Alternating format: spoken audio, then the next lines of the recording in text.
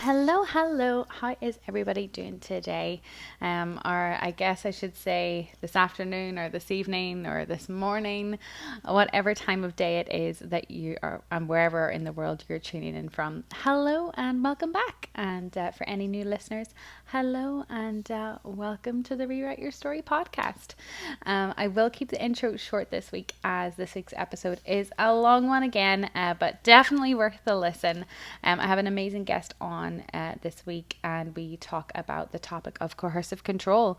Now, I know a lot of you will be like, what even is that? Never heard of it before. And honestly, I had never heard of this term before I had met this guest. So, I want you guys to sit back and tune in with an open mind. Before we jump into the episode, I know like a lot of the episodes on my podcast, I just wanted to give a bit of a trigger warning for this one as we do discuss, topics such as domestic violence, and we do give examples of some situations that myself and the guest being interviewed have been in. We can't necessarily talk about the topic of coercive control without expanding on it a bit more. The one thing that both the guest and I can speak to is our own experience. So we do talk about our story and how that links to the term of coercive control. But enough of me rambling, and let's jump into the episode. And I can't wait to share this amazing human with you. Hello and welcome to the Rewrite Your Story podcast.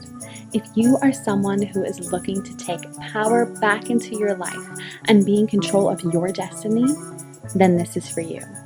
This podcast was created to empower others by sharing the tools that have truly transformed my life. So sit back, relax, and let's start rewriting your story today.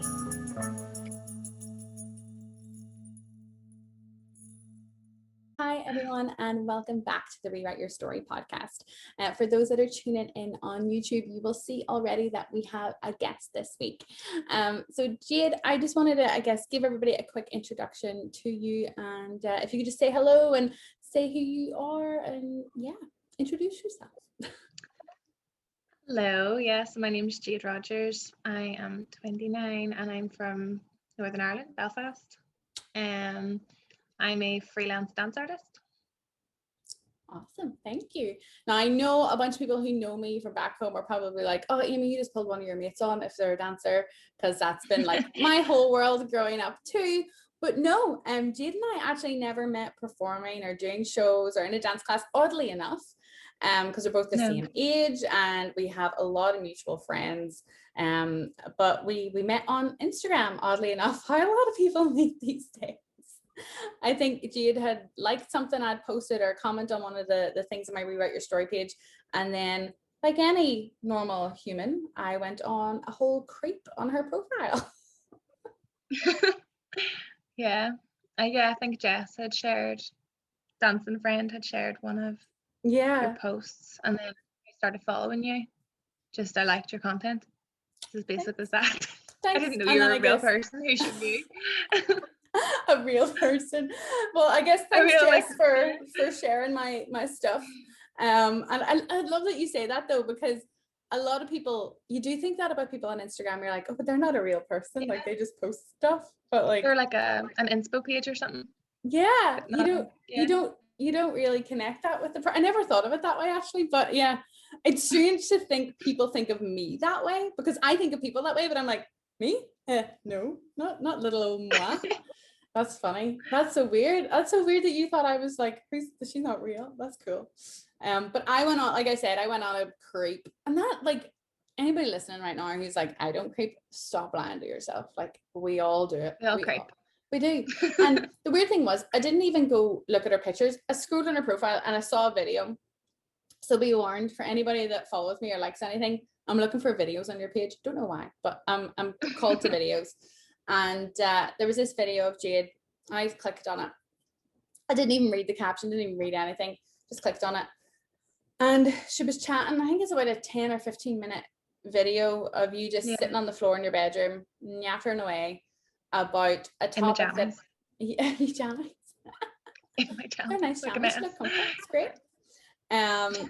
She was chatting away about this topic that I had never heard of before, But when I heard of it, I was just like, whoa, like people need this. People need to hear about this. I needed to hear about it.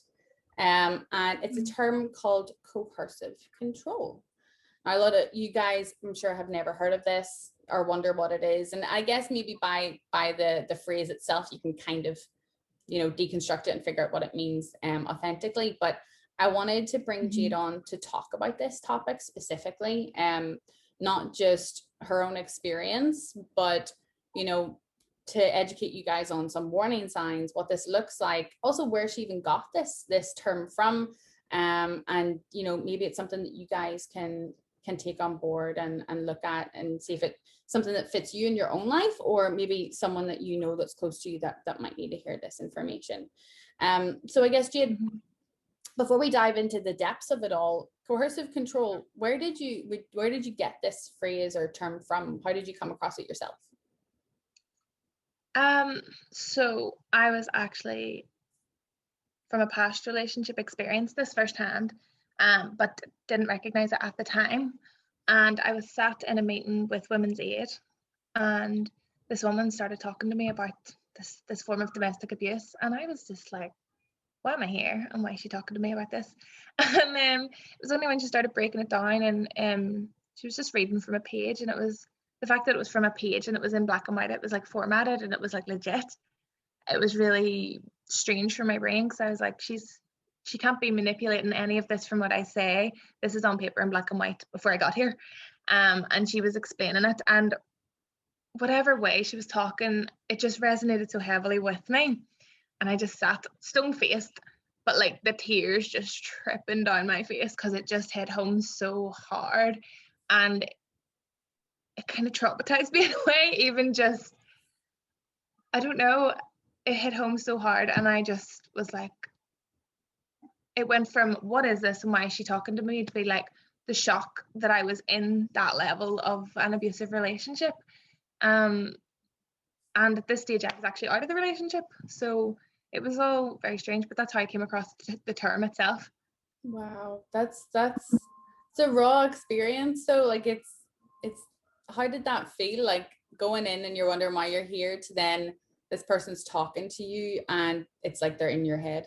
Like how did that feel? It was I literally, it was like someone had reached down my throat and pulled my stomach out. And I'm not joking, you know when something just flattens you? I went home and I had something like 15 minutes before I had to go and teach a load of dance classes. And I just lay horizontally on the sofa, and I just remember the tears just falling down that side of my face. And I just then sat up and just went to work. And it was like, I was just numb, but it was the strangest experience. And it just took like such a long time, I think, for it to download and sit with me. But it was like, do you know when like you get, I don't know if you've experienced it, but it's like such a hard truth, but it is so accurate and to the point that you're like there's no doubt about it either. It was actually like an answer as well. So much stuff made sense and made so much clarity, but it was just then so traumatic to have like everything falling into place after in my brain. But yeah, it was mad. Wow, that's thanks for sharing that. I guess, guys, we'll dive into a bit more of kind of what that is. But you'd mentioned that it was this Women's Aid that you got in touch with. How did you? Yeah. How, like, I know for me, and I reached out to Women's Aid as well, like at my breaking point too. But just for those listening who think that they might want to reach out to someone, or that they know someone who could do with support in that realm from domestic abuse, or anything in that field, whether it's current or historical, how did you reach out to them? How did you even come across them? I was actually put in contact with Women's Aid. So there was an incident that was reported to the police, and as a result of that I was put in contact with Women's Aid. So I never contacted them, and it was like protocol for them to follow up with me, and I was very much like, exactly like I said, like, why am I here? Like I'm taking up the place of somebody who needs it as well. Yeah. Yeah, so I didn't reach out to them. And you still didn't think that you needed help? Like, And I so guess normal. Yeah, but it is for people who go through that. When it becomes your normal, you don't think anything different. And again, that's why I have Jade on here, because when you're in these abuse cycles, whether it's mental or physical, both are just as bad as each other. You think it's your new normal. It becomes normal, and you're like, oh, this is just what happens. All relationships are like this. Oh, all mine are, this is a fear. Like, I'm used to this. I'm used to this sort of treatment.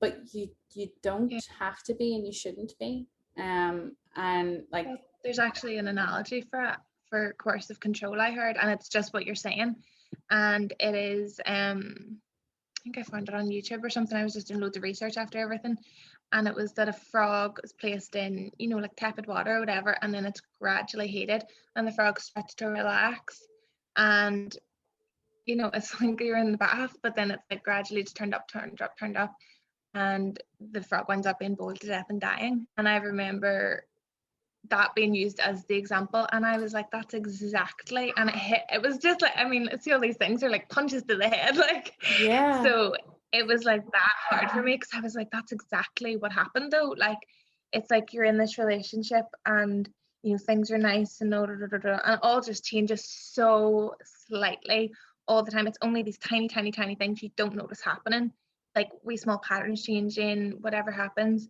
and then you wind up in this position where, through gaslighting, through everything that's happened, it's like you've just become so far from yourself. Yeah. And you don't even recognize anything. Like, I was trying to explain it in that video, and it's like, if you can just check in with yourself, if you feel like you can't get your bearing, if you feel like you're not even able to form your own thoughts, or you just feel so all over the place and so out of sync.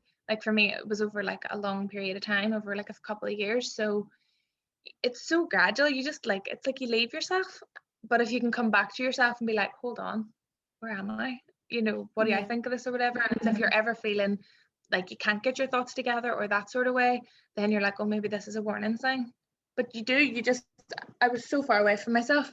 Even when the incident had happened, I didn't even want the police involved. Do you know what I mean? Like, I was so far gone. I was like, this is so unnecessary. And I had to listen to my friend at the time. My best friend sat on the sofa, and she held my hand, and she was like, Jade, this is really bad. We need to do this. And I was like, no, we don't. And everything in me was like convinced, no, we don't. And she was like, yes, we do.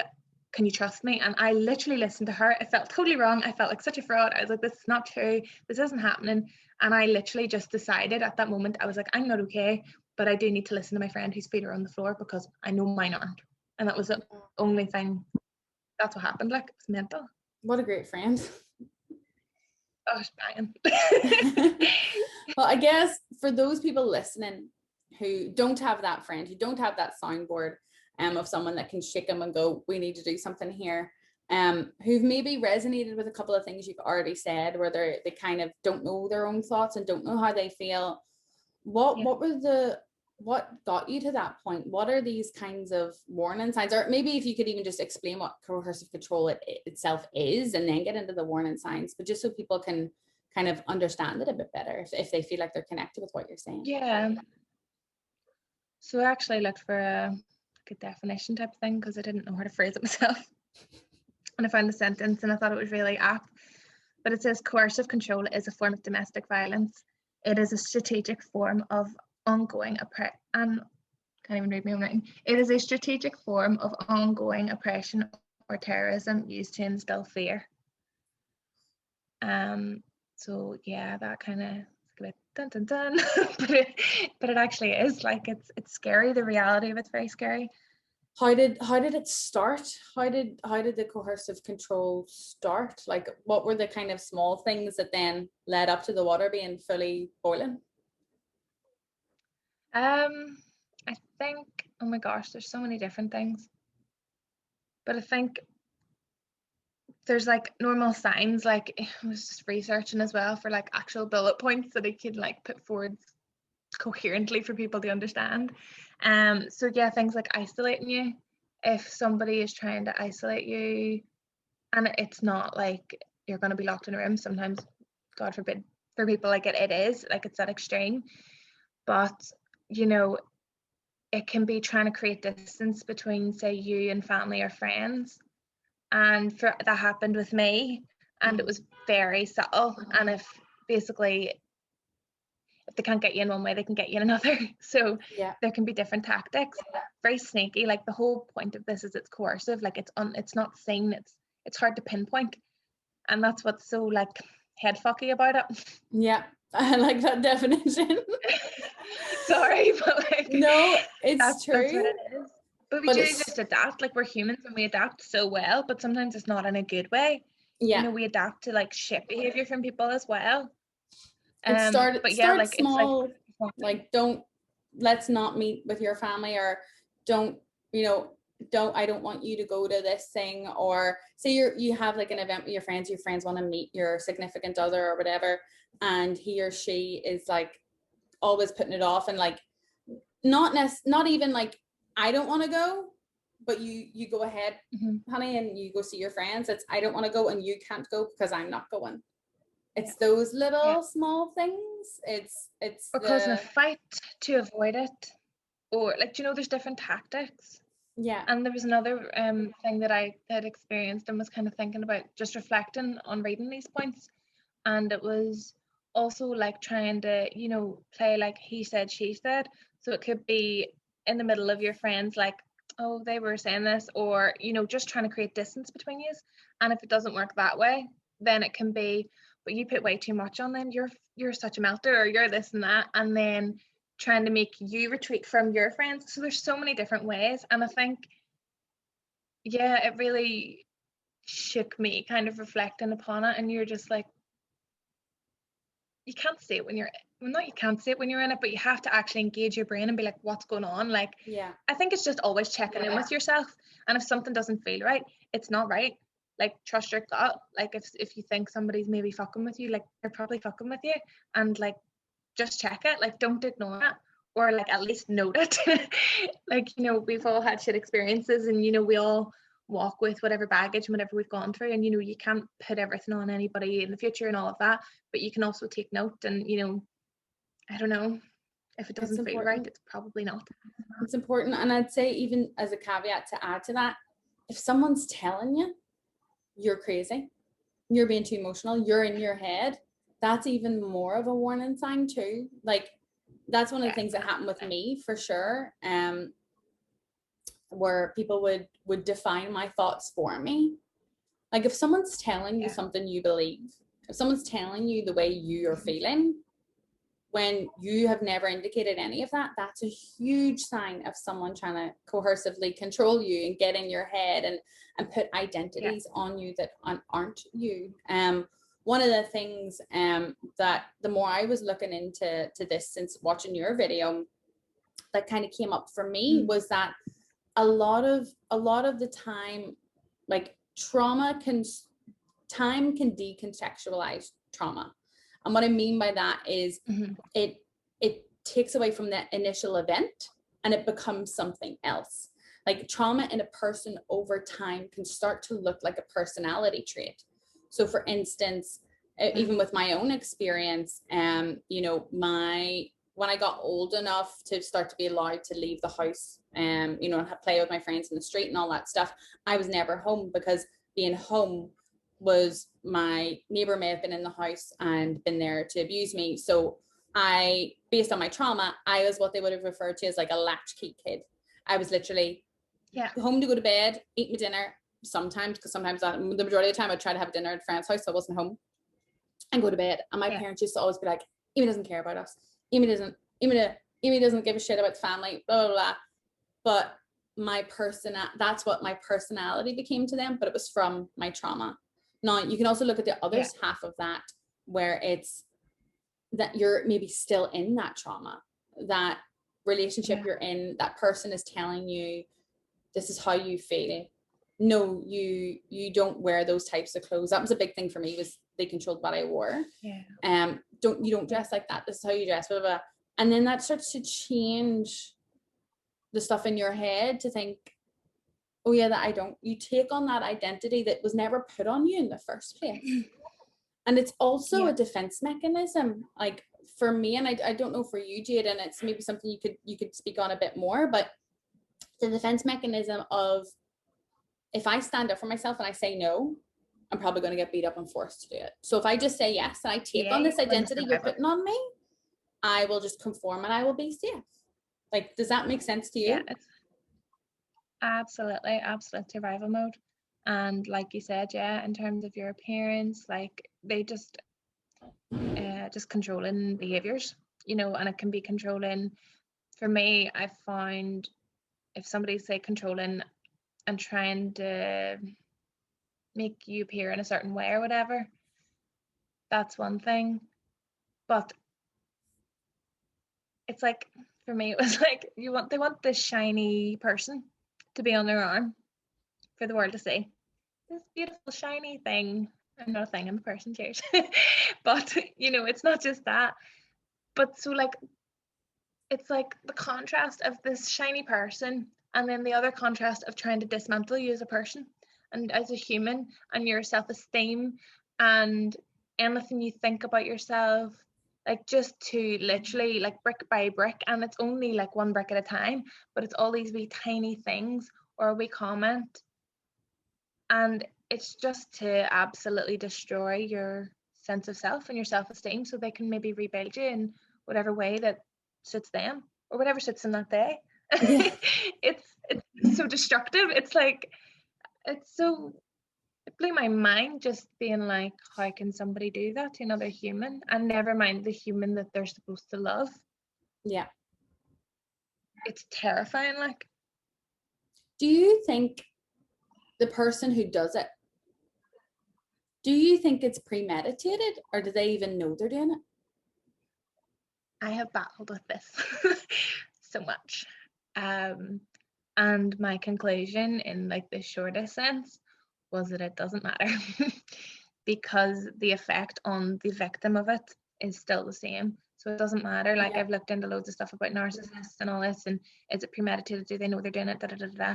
And I just had to conclude, because I wrecked my brain with it. I was like, but it couldn't be. And it just hurt. So I just had to conclude that regardless, the effect of it on me or on whoever they're doing it to is so just detrimental. You have to put yourself first and just choose to choose yourself, because it's literally like, I knew that if I stayed, I was like, I'll die, like I'll kill myself or I'll be killed, like whatever way it goes, do you know what I mean? But it's like, I had to shut that part out, because I don't think there's ever going to be an answer, because we'll never get inside their head.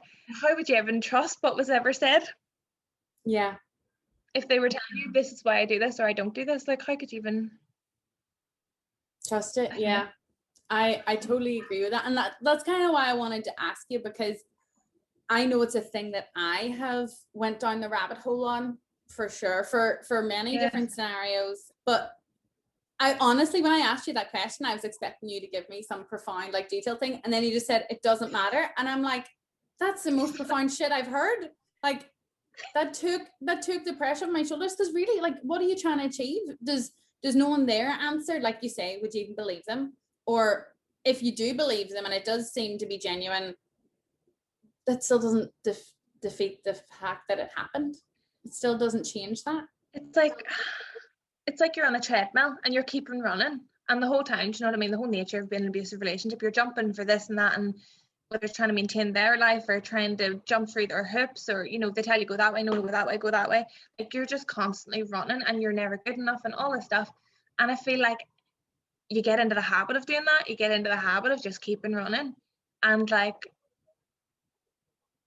I think it's like having something hanging from a hook in front of you is that actual topic of, you know, but did they mean it? Did they mean to do it?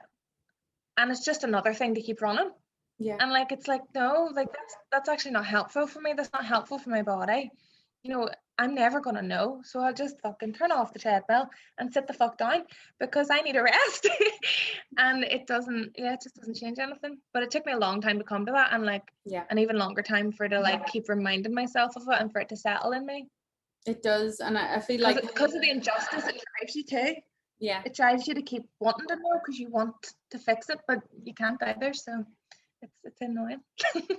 For anybody listening here on Spotify or Apple or whatever podcast you listen to, I would highly encourage you to like go just jump on the YouTube version of this, because you hear the energy in her voice, but like when you see her face, and when I say her, I'm talking about Jade here, like, and her body reaction, like you feel this, you feel everything of what you're saying. You're not just saying words and walking the walk, saying the things you say. Like I can physically see your body react when you talk about this. And I love that. Like it's so important though. Like you feel it with every part of your body. It's so important to you. Like, and it should be. And Jade, like when you're talking about this, you're like, I know, but I love myself and I had to do this for me. But you say that, but then, 10 minutes ago, you also said when you went to the police, you're like, why am I here? Why am I even going to the police? What have you kind of found from getting to that point that you thought you didn't need help and you were just little old Jade and you're this is how you should be treated, versus no, I love myself and I'm going to put me first? Like what were the key things that got you to that point? I think one was the realization. I'm genuinely like not even joking.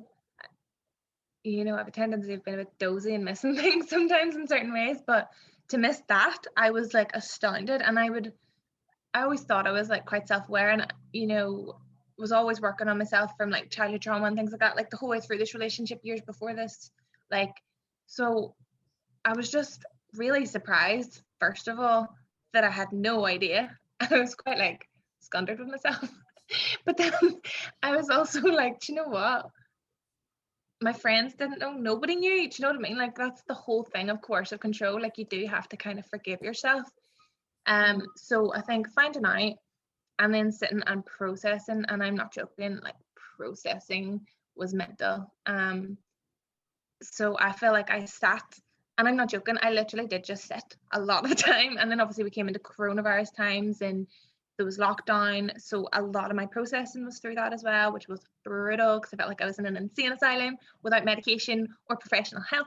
And I just sat and was like processing things, were just downloading, and it was like as if there was fireworks or explosions going off in my head, like over say 2 to 3 months.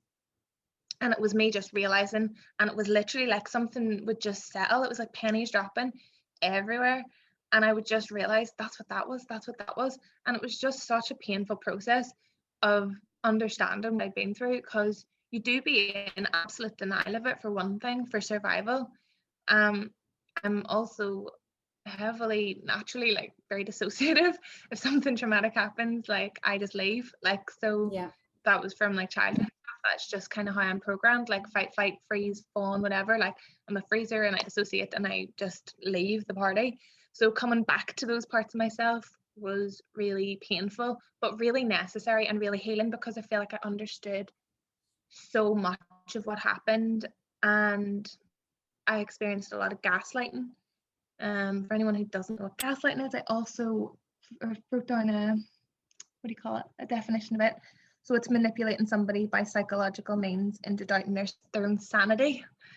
And again, that's like another big win to the chest. I literally just got my hair sticking out my arms when you said that. So, I had really, really, really profound experiences of gaslighting where, to the point where I thought I was screaming for help. And I was screaming for help because I was there and I actually know that. But if you'd asked me that a year ago, I'd be like, was it all in my head? And I was gaslit into the position of thinking that I never said a word because the person acted like I wasn't screaming in front of them. And it was, it was so awful. Yeah. So I'm totally emotional. You're okay, dude. Thank you, dude, for like opening up about this. I think as well, when you talk about it, you see the moment in your head. It brings you back to that moment.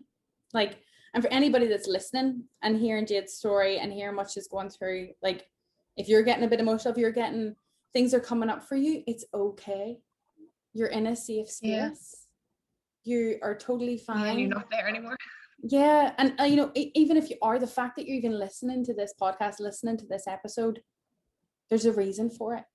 You may be in the shit right now, but you're going to come out the other end. Like, it's possible to come out the other end. Yeah. You've heard it. There is like a way out. Yeah. And it's true, for me, it was through educating myself. Like, I'm not joking. I researched the life out of everything. And it was like that word coercive control. And that was what I said in my video. It was like, you know, if you're feeling out of sorts for yourself, if you don't know, you know, if you're feeling a wee bit out of place, just Google it. Because it doesn't matter if it doesn't apply to you. You know, it's never bad to know things. You never know who you're going to come across. You never know what loved one. Because it's so common as well. Like, I don't even know what the stats are, but you know, what is it, 1 in 4 people are abused, you know, sexually. So like, you know, I'm just like, it must be, you'll probably know somebody who has gone through it or will go through it. So do you know what I mean? Educate yourself. That's why I made that video. I was like, people need to know what this is, because I hadn't a clue. I'd never heard of it before, you know, your video either. There's been like multiple people who I've spoken to, and I know they've left or are leaving relationships, and not because I spoke to them. I'm not like trying to ruin relationships, but just trying to help people. And it's not just women who go through it. I think it's so common both ways. But yeah, just like educate the life out of yourself. And like for me, sorry, I feel like I'm going backwards, but like processing it and then realizing my self-worth really painfully as well, because to realize your self-worth, you need to realize how much you didn't value yourself and how you were just terrible to yourself, and you abandoned yourself, and you, not that it's your fault, but you know, there's a responsibility for allowing things to go on past a point. So I had to forgive myself. Stroke, I still think that's something I revisit. But yeah, like, I mean, there's totally a way through it. Like, I mean, obviously I got emotional there, whatever, and there's scars and things are painful, but like, oh my gosh, like, lads, there's light at the end of the tunnel. Like, you know, you've got to just choose life and just be like, no, this is mine. Like, you know, someone might have trampled over me and put my face in dirt like 100 times over, but like, you know, you do actually have the power and the control. And I think that's something coercive control does. It like takes that from you. It takes away your sense of self. And I did actually use that metaphor of being set inside a globe, like a globe of the world, and it's like someone spins it. This was in my video on Instagram, but I got this picture in my head anyway, through the middle of COVID, first lockdown, me sitting process and everything. But yeah, so you're in like this spherical thing, and somebody just spins it, and you're obviously being flung all around the place, whatever. And then as soon as you start, it starts to slow down, and you're like, oh, maybe I'll stand up here. Then they spin it the other way, and then they spin it the other way, and you can never ever get your head settled or find your feet. And it's just so disorientating. Is that a word? Disorientated. Yeah. Disorientating. Anyway. Yeah, but like literally, like by the time I stepped out of that relationship, within like 2 days, and I mean 2 days, like 2 physical days, I think it was 36 hours, I was talking to my friend at the time, and I was like, man, I should be losing my shit a wee bit more. Like, am I okay? Am I completely dissociated? Like, what's going on? And she was like, no, I feel like you're okay. And I was like, but even that, you know what I mean? Even for me to be like, am I okay? Like looking for someone to be like, tell me I'm okay, because I've been told I'm a crazy blah, blah, blah, blah, and I'm not. But like, I don't know. If you can step out of it or have a wee break or take even a minute, but just settle yourself and find yourself. Yeah. Without the influence of the abuser. And like when the dust settles, like you do know your own mind. Like, yeah, as long as you're like, you know, of reasonable mental stability, like, you know what I mean? You're not in a psych ward, you're sweet. Like, trust that you know your mind. And that's what they take from you. And I'm like, no, that's mine. I am sane. You do feel it. And fuck you forever fucking thinking that. Or it's disgusting. They shut every sense away from you and literally make you feel so shit. We're living proof that you can get out the other end. But you'd mentioned a couple of things there, and I really wanted to jump into them a little bit more. You'd mentioned about you know, when you're in the relationship, that you realize it's because you didn't love yourself, you didn't care about yourself, you abandoned yourself to let this happen. Because I was going to ask, literally when just before you said it, I was going to ask, like, why do you think we stay? Like, when we know it's not okay, why do you think we allow this to happen to ourselves? Because that's one of the things, is like, I don't want people to beat themselves up or anything by you know, if they're in a relationship like that, but there's part of us that chooses to stay. You know, one of the things people used to say to me was, Amy, when you were in that relationship, you could have just left. You could have physically just left. You could have never answered his calls or never seen him again or any of that stuff. And even with the stuff from my childhood, you know, my mom told me to keep stuff a secret.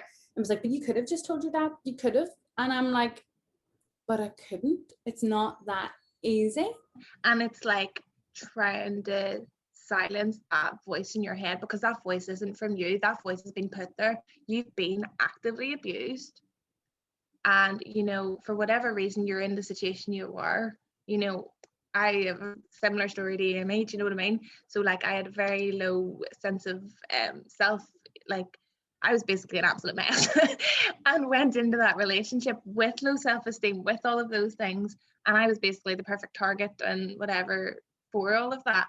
But basically like the narrative that was in my head, because whatever I needed to heal within myself, you know, it's going to influence all of that.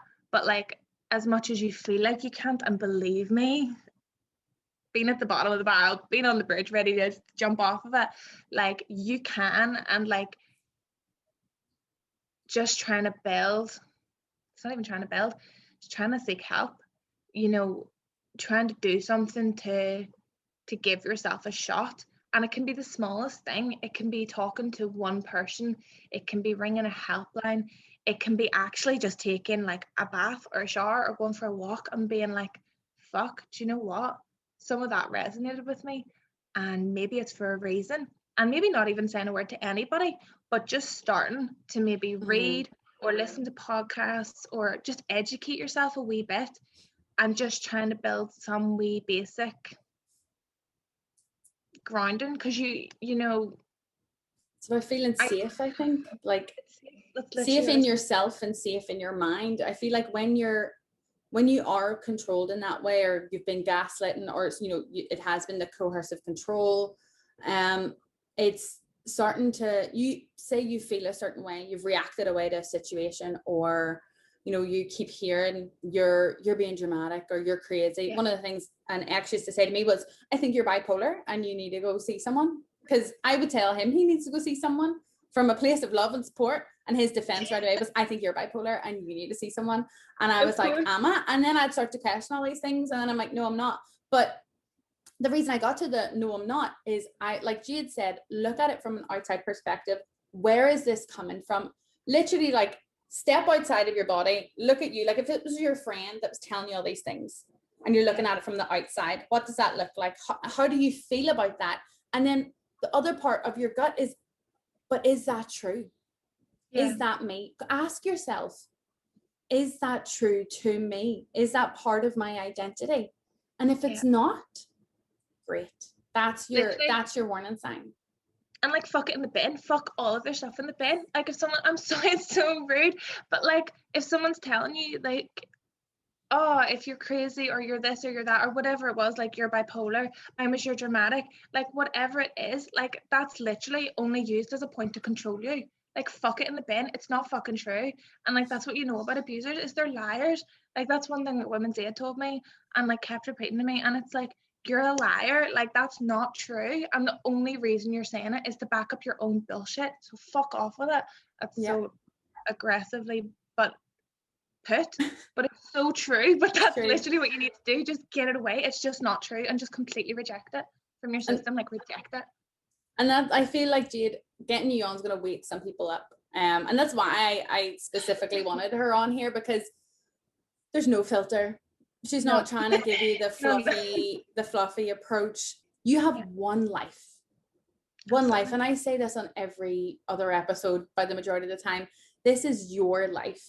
Like, this is, if you want to call this a game, if you think of life as a computer game or whatever, I'm currently on level 29, same as Jade.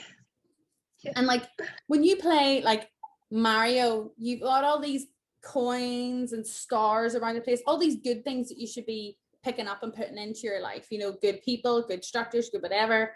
And when I think you go through abuse or go through some sort of trauma or control, you've got tunnel vision. You don't even see that there's good things lying around the place, because you're so used to you're conditioned in a certain way. It's not that you have chose this pain for yourself. It's little tiny things that happen along the way that you've just assumed were normal. You've assumed because I have been treated this way, oh, that's normal. And you continue to go in that cycle. Monkey see, monkey do. This is the surroundings you're in, and it's people that you are known to have trust and be comfortable with, the people who are looking after you. Of course you're going to think that this is normal. I got given the metaphor. It's like you're walking around with a knife in you, and it's like it hurts all the time, and it's going to hurt removing the knife, but also when you remove the knife, it's gone and you can properly heal. So this is like part of it. It's like, you know, trying to see the bigger picture. If you deny it forever, if you never look at it, what you've gone through, even if you've, say, got out of the relationship, whatever, but if you never actually look at it, it's still going to haunt you to an extent. And you do need to do the work on yourself. You need to heal from it. You need to basically see your own bullshit in it as well, and to stop yourself from repeating it. Yeah, you know, and heal through it. But it can be painful, but it's also like knowing that you're actually taking that knife out of you, like, completely. And you know, there's like, there's definitely light.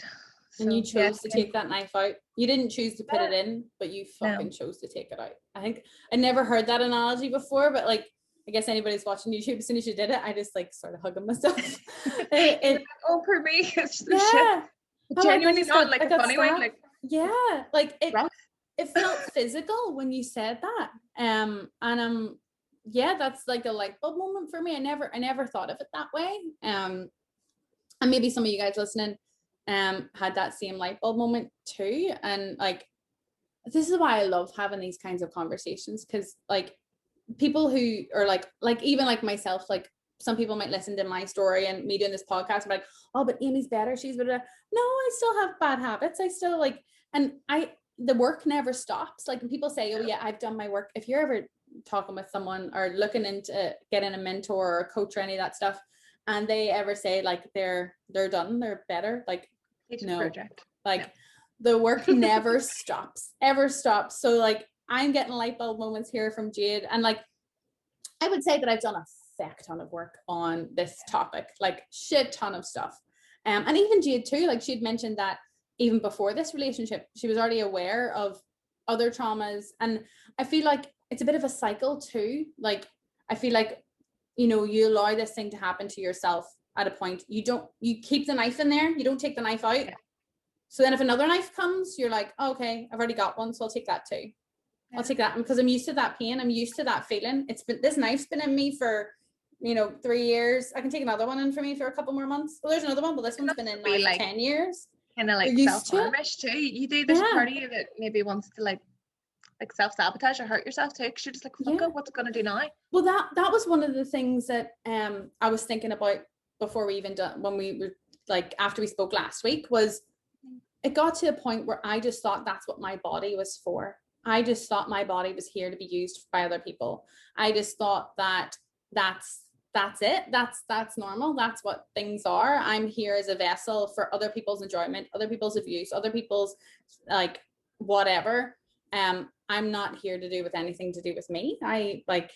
But how's that even a thing? And you become so used to these things. And it's again why coercive control, it's called coercive. Like it's bit by bit. You don't even realize it's happening. Like Jade said, when you listen to your gut, when you listen to you, like, you know how you feel, you know you better than anybody else knows you. Yeah. These things just take time. I was going to say, it might take a wee second to tune in, because you won't even maybe recognize your own voice because you've not listened to it for so long, because you've listened to everything that somebody else has said to you. But it's really nice as well when you do start to hear your own, like I say, your own voice, you hear it yourself, and you know it's from you. It sounds really strange, but if anyone's ever been through this, like, you do have like other people's voices in your head, like 24/7 narrating your life. It's mental. For months after, I had like literally, I could hear their voice. It was traumatic. But anyway, so when you start to tune into yourself, you're like, oh my gosh, who's this person? They're class. I really like them. You know what I mean? And you kind of rediscover yourself, and it's really, it's really nice. I feel like we've talked about a lot of the doom and gloom of all of that too. But like, you're actually on, like, it sounds so cheesy, but like, you're on a journey to find yourself. It's class, and you're banging. Do you know what I mean? Because like, you're gonna love your own interest. Like, you're never gonna know, like, who you are, because It's you. It's very true. No, it doesn't. I get it. For any of you that are listening to what Jade and I are saying, we're just saying about finding yourself and like, how do I even begin to feel? How do I even begin to know what my body wants? A big thing for me was meditating. And I know some people will be like, how do you meditate? Or how's that even work? Now, I sucked at it. Like I said, I couldn't even have a bath or sunbathe because I couldn't sit still. So how the fuck did I be able to learn to meditate? So a big thing for me was guided meditations. I tried a lot of the things, all those apps and stuff that people listen to, and I didn't like that because it didn't feel real, because I'm like, this person has pre-planned this and whatever. I didn't feel in the moment. So through a lot of things that I had looked up, this is not sponsored, by the way, this is genuinely just like a company that I have grown to love. They're called Paws Breathwork. It was ran by a really amazing woman called Samantha Skelly, and they do breathwork sessions every morning at 8 a.m. my time in Canada. So what's that, 4 p.m. for you in the UK.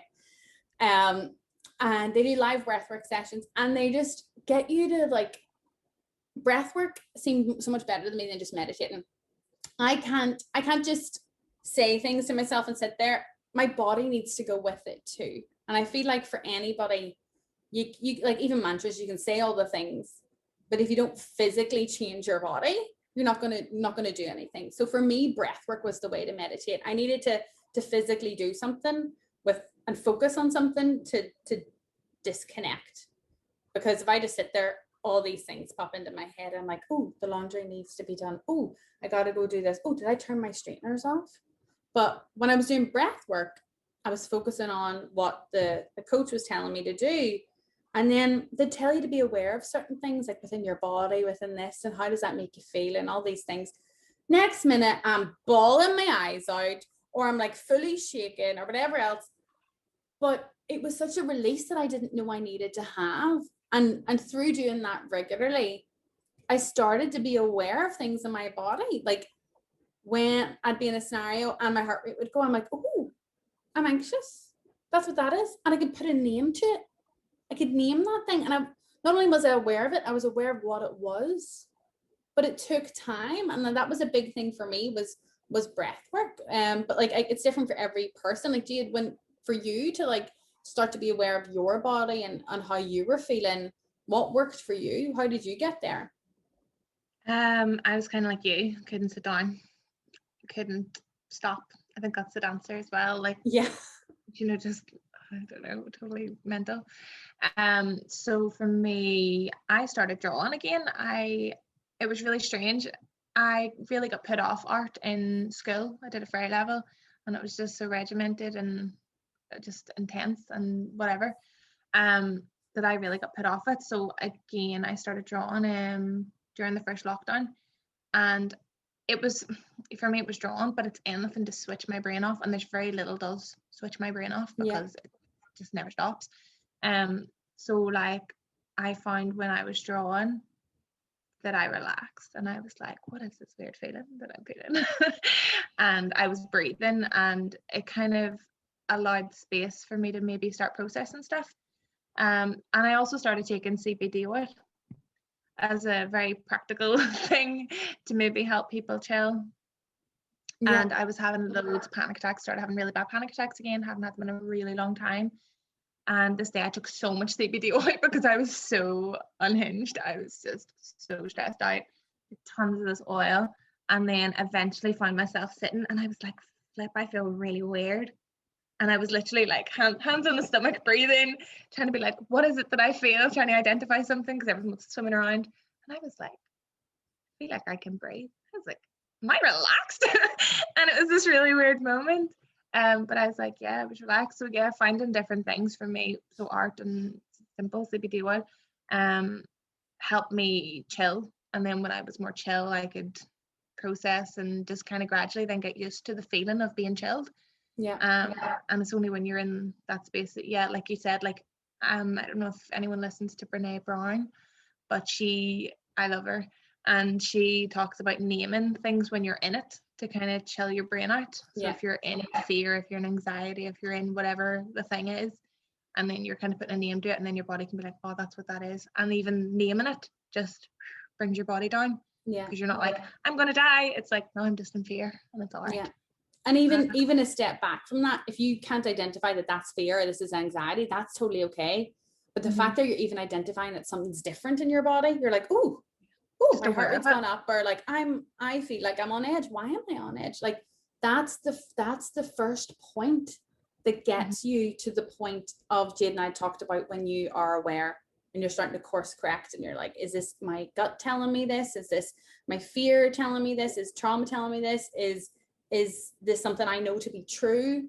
That's where it starts. That's how you get there, is just being aware of these things. And Brené Brown's great. I adore her.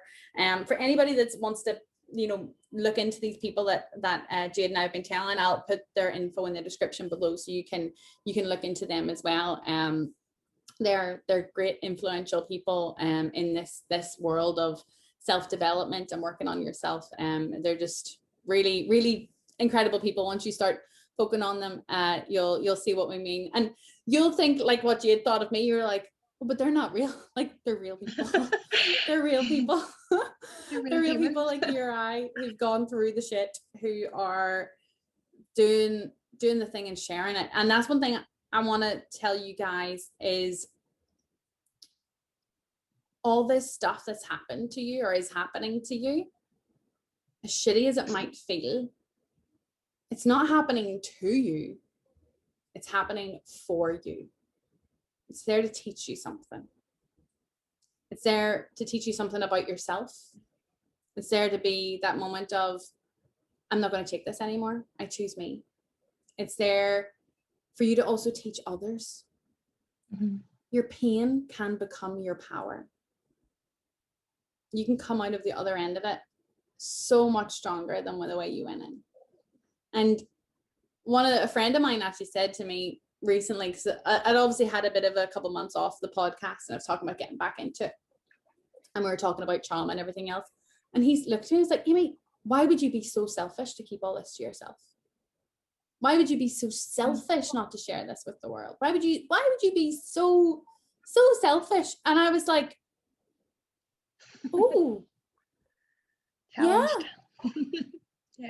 Yeah, like that's it. Like, I really want to try to deconstruct the victim mentality. Like, how amazing would it be for you to go through shit and the natural response wasn't going to that dark place, wasn't wanting to kill yourself, wasn't wanting to feel less than, wasn't wanting to feel shit, that it was naturally instinctive to go to, I got out. I chose me. Fuck, I stepped away from that. I'm great. I can do this. To step into that feeling. Imagine that was the first feeling we stepped into, instead of the depressed downward spiral. And also, the first time you feel that is not class. It's like crack. Like finding safety in yourself as well, where you're like, I'll keep myself safe. That was a huge thing for me, actually. It was like, because I never knew what safety was. I never felt safe. And then that's why I felt safe in unsafe places. I read this thing and it was like, we go with people, or we find people who feel like home. And then it's like, but what did home look like? And I was like, oh my God, that's terrifying. I don't want to be with home, because home is really, really scary for me. So then it's like finding someone who's safe, but then safety feels like the most not home place, the most unsafe place you've ever been. And obviously we'll go into that in the next podcast or whatever. But if you find that safety within yourself, then you can you can't lose it, but you know what I mean? Like, you maintain it. And then, regardless, no matter what, like, just achieving that safety is possible, I think, for everybody. And then you just know that you've got it. No matter what life throws at you, you're like, I'm going to be sweet. And it's so amazing. If you've never felt safe before and then you reach that, like, even though we all wobble and things like that, it's totally worth all the work, lads. Yeah. Totally. Yeah. It is. And I used to rely on other people for safety. And then once I realized that I'm my own safety, I can create my own safety, that was huge. I need to put me first. I'm my own main character in my story. Like we said, imagine this is a computer game. You're playing the main character. I decided, take those fucking goggles off. Let's start picking up all the coins. Let's start picking up the stars. And I'm going to win at this game we call life. Now, if you've never heard of this whole lead character energy, I'm not the first person to come on with it. And the person I got it from is this great person on social media. I love her. I love her energy. I love her everything. She's called Rebecca Short. She's also Irish. And I'm sure she got it from somewhere too. But once I've heard her say it, I keep seeing it everywhere. But it's true. Where I first heard that? Where? It was on Scrubs. Scrubs? Scrubs. I love that. I always love that analogy, but I'm so sure they did an episode where it was like, or maybe it wasn't even an episode, but it was an expression, and it was, or like a quote, and it was like everybody's the main character in their own story, and I always sat with me from I was really wee. Not really random, Scrubs though. But it's interesting how I probably watched that same episode, but that didn't click with me. Like, you can hear so many things at so many different points of your life, but there'll be one day where it clicks, but you didn't realize that you heard it 50, 20, a million times beforehand. Like, it takes that moment for you to be, I hate to use the expression, but awake to it, wanting to receive it, to be aware that it's been there, like, around the place the whole time. Like, that's so cool though. Scrubs, well done, Scrub writers, to be putting out things like that. You don't realize half of the profound things that are in sitcoms, TV series, like movies and stuff, until you like look at them again later. But I love that. Like, and it's true. Rebecca says it, Scrubs say it, and I'm saying it now. You are the main character in your story. You're on whatever level your age is. You have gone through how many, think of the shit as like, those bosses that you have to like defeat to get through to the next level. The challenge, like, oh yeah, I just defeated such and such. There you go. You've defeated your trauma. You've got through that one thing. Like, let's keep going. Shit always comes up. There's some sort of boss that you have to defeat to get to the next level. There's going to be some sort of shit that comes up in life to keep going, and that's okay. But the thing that you got to keep doing is keep going, and do it for no one other than yourself. Jade, I know we've been rambling forever, but it's good stuff. But before I let you go, what would be your key advice to people who are in a scenario where they realize that they do need to get help, or that they need to talk to someone, that they can't just carry on the way they're going? What would be your main advice to those people? I think firstly, take a wee moment and be like, I'm class for realizing this. Like, do, because it's tough and it's all uphill and all, but do take a moment and be like, right, be proud of yourself for even getting to that point, because it's a really big point. Next point would be take a deep breath, and you're going to make whatever plan you make, whatever steps you take, whether you stay in a relationship, whether you leave, whatever you want to do, you have to make yourself safe, but in a practical sense as well. We've talked a lot about the internal landscape and feeling safe and this and that, but there's a real reality that comes with domestic violence, and you need to be physically safe. So by like leaving the situation or going to somewhere, if you're deciding to leave, you need to be like smart about it. If you can get money or whatever, like actual like practical support from somebody, or an organization, helplines and all exist. There are charities out there. There are support links on my Instagram page for anybody that wants to reach out to them. Rewriteyourstory.ca, and the highlight reels on the top. There's 3 different circles. There's messages, positivity, and support, and it has a little phone on it. It's a little gray button. If you click on there, you'll see if you highlight reels come up with numbers you can reach out to for support. There are global, there's numbers for Canada, numbers for the US, numbers for Ireland, and numbers for the UK. And that's just where the majority of my listeners are. I will put up a poll or a comment part for you guys on my Instagram page, just to kind of say where you're from, and just to make sure that I am getting resources on there for your locations as well. But there are numbers there that I've used, that people have used, that have also recommended to me that you can reach out and call as well. You might not feel like you have a place. Like Jade was very lucky, she had a friend. I had one too that I could go to. That if you don't, reach out to one of those numbers, give them a call. Certainly hop on to the rewriteyourstory.ca page, and that can be a good place to start. But like Jade said, the fact that you're even taking this step, like, you're choosing you, and you should be so proud of yourself. It might feel fucking terrifying. Yeah. And it will. But you're doing it for you. And I guess, Jade, the last thing before I let you go, if you had the older version of you, the younger version of you, the previous version of you that was going through all this before you even reached out to the police, the moment before this incident happened that had you leave the relationship, if you had her in front of you right now, if you could talk to her, what would you tell her now to make her feel better and safe?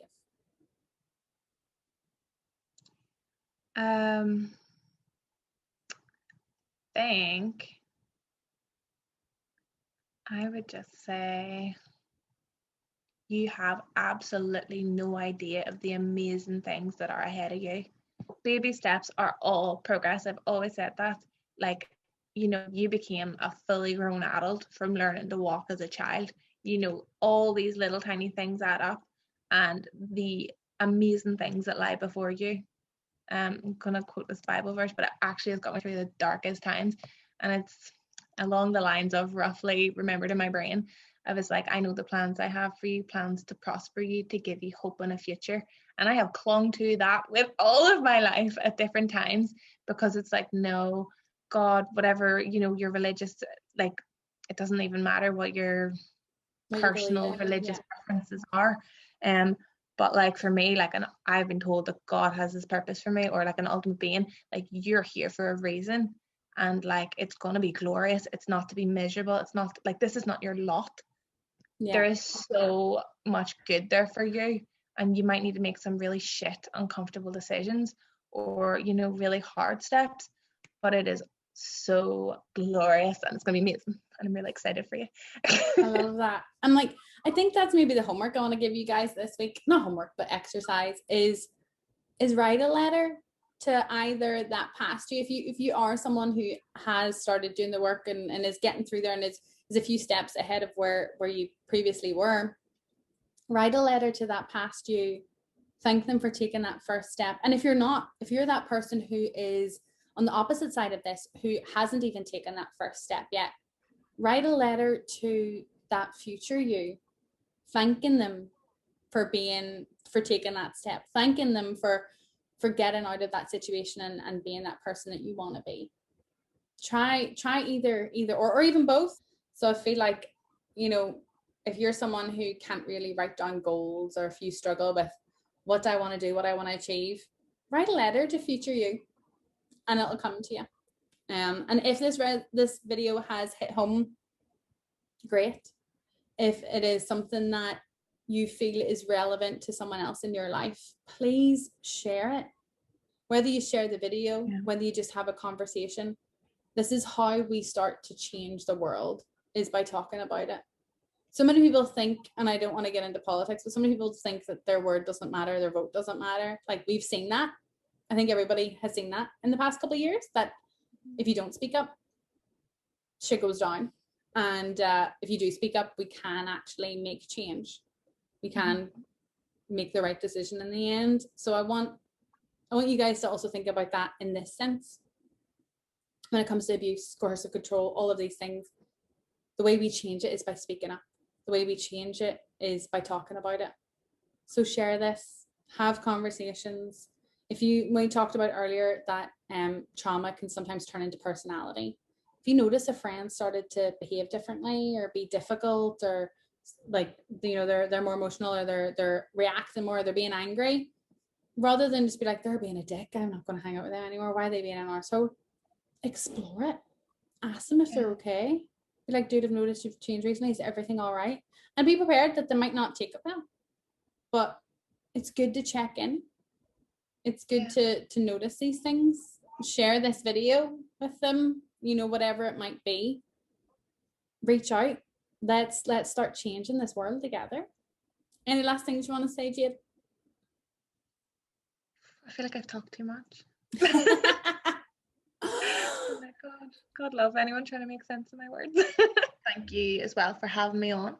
and for listening to my random video on Instagram and stalking me. And yeah, no, that's why I shared that video initially. I was absolutely outraged when I shared it. I was just like, people need to know what this is. And that was literally just me in my jammies being like, blah.